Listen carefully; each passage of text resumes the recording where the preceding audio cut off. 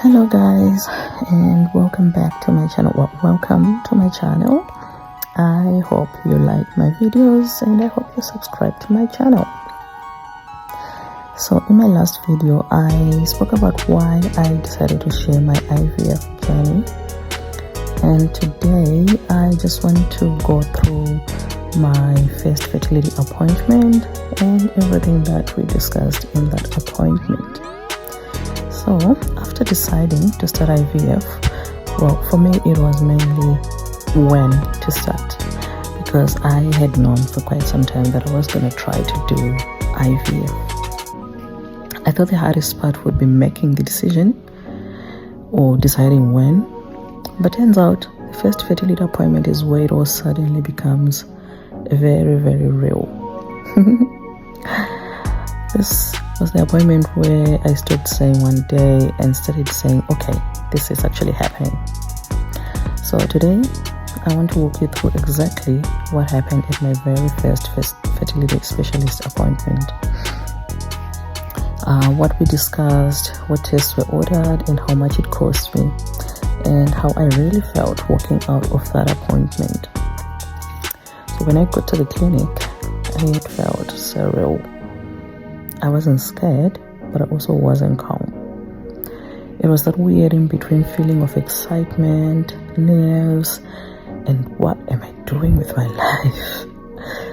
I would say this though, from the moment that I arrived, everyone was so kind. The nurses, the receptionist staff, everyone that I met was basically really kind. And when you're dealing with something as sensitive as fertility, that kindness matters a lot, because I was very nervous, so that kindness really meant a lot for me.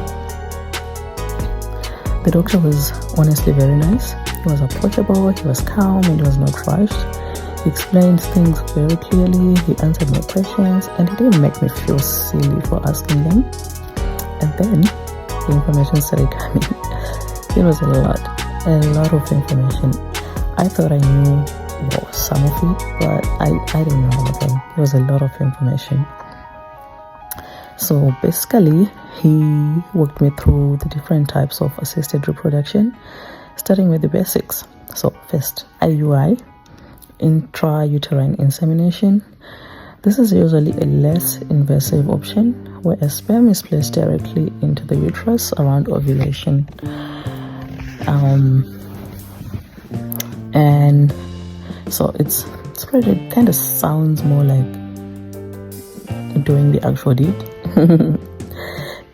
Then there's IVF, so in vitro fertilization.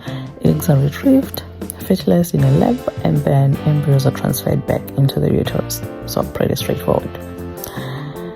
And then there's ICSI, intracytoplasmatic sperm injection. This is a more specific form of IVF, where a single sperm is injected directly into an egg. And so hearing all this made me realize fertility treatment isn't a one-size-fits-all. There are layers, there are options, and the decisions at every step. And we spoke about the tests that I was required to take. So this part really made me start to feel like, okay, we're getting to it. It's happening. I was required to do a full medical workup, including blood tests, a pelvic ultrasound, a hemorrhage, to check ovarian reserve, vitamin D levels, and basically a full fertility health check.